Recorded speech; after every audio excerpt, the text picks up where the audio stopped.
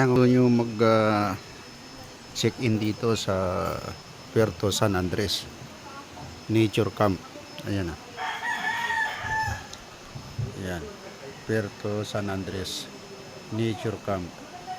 Established 2021. So, matagal na pala. Okay.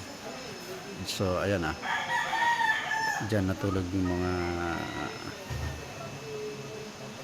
agila. Saka lion. Ayan. Diba ang ganda? Parang yun nga lang, medyo adventure lang yung daan.